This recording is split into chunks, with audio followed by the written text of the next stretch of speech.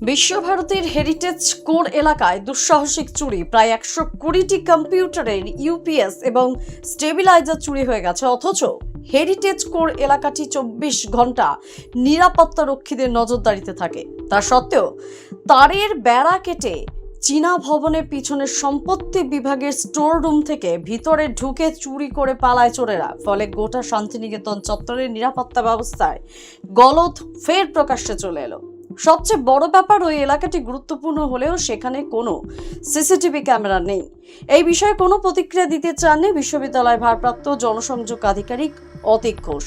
এই ঘটনাকে ঘিরে বিশ্ববিদ্যালয় চত্বরের নিরাপত্তা নিয়ে প্রশাসনিক উদাসীনতা এবং নজরদারির ঘাটতির বিষয়ে প্রশ্ন তুলেছেন অনেকে।